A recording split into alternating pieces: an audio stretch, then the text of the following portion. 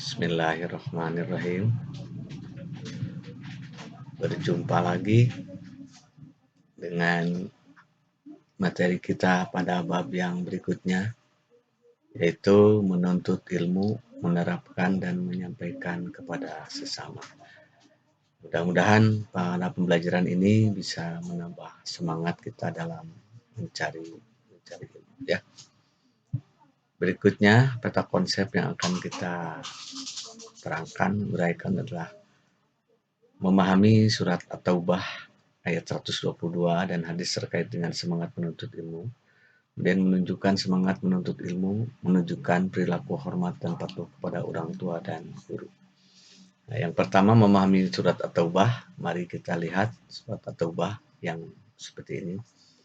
Billahi minasyaitonirrajim, wa ma kana al-mu'minuna liyanfiru kafatan falawla nafara min kulli firqatin minhum ta'ifatul liyatafaqahu fid-din wa liyunziru qaumahum idza raja'u ilaihim la'allakum yahzarun. Dan tidak sepatutnya orang-orang mukmin itu semuanya pergi ke medan perang. Mengapa sebagian dari setiap golongan di antara mereka tidak pergi untuk memperdalam pengetahuan agama mereka dan untuk memberi peringatan kepada kaumnya apabila mereka telah kembali agar mereka dapat menjaga dirinya. Di sini ada kedudukan orang yang menuntut ilmu. Yang pertama adalah diberikan kemudahan masuk surga, terbebas dari kebinasaan, dijauhkan dari pemimpin yang bodoh, diangkat derajatnya oleh Allah, memperoleh kebahagiaan dunia dan akhirat. Selanjutnya ilmu itu harus diamalkan, ya.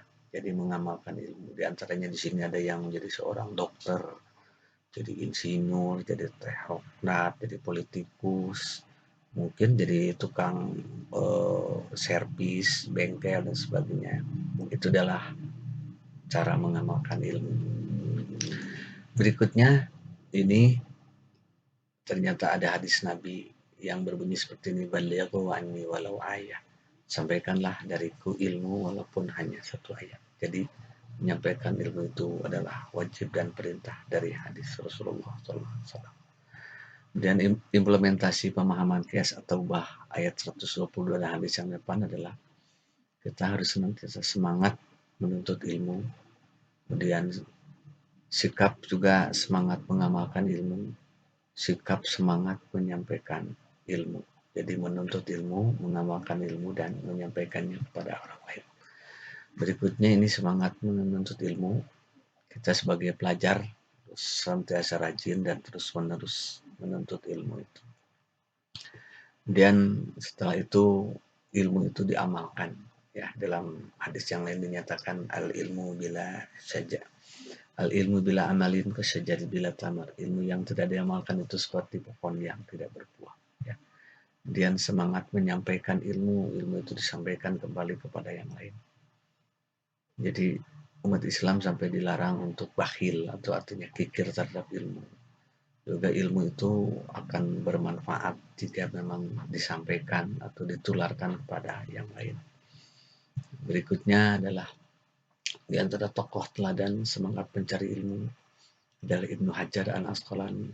Kenapa beliau diberi nama Ibnu Hajar? Karena beliau itu merasa bodoh, tapi melihat batu yang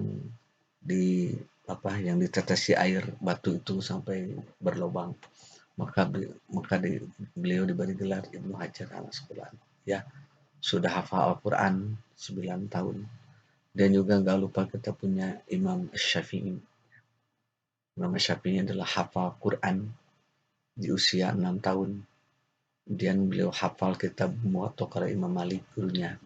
Berhasil menghasilkan banyak karya, di antaranya Ar-Risalah, kitab dan juga Musnad Imam Syafi'i.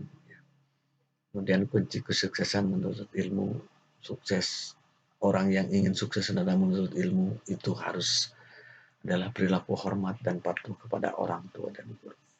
Orang tua merawat dan membesarkan, sementara guru mendidik kita, memberi kita ilmu di tempat atau di sekolah. Kemudian perilaku hormat dan patuh kepada orang tua, menjawab dan mendatangi ketika dipanggil, berbicara dengan lemah lembut dan bahasa yang sopan ikut membantu orang tua, tidak memotong pembicaraan orang tua, mendengarkan, menghayati, dan mengamalkan nasihat orang tua.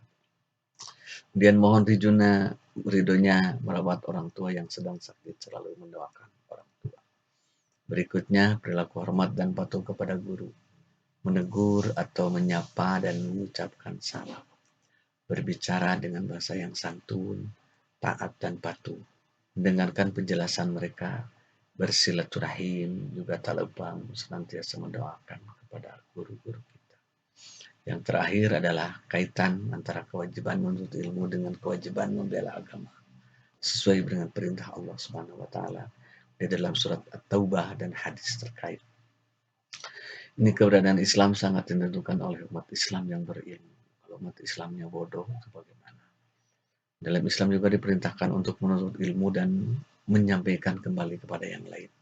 Semakin tinggi ilmu umat Islam, ajaran Islam akan terus dan senantiasa terjaga keberadaannya.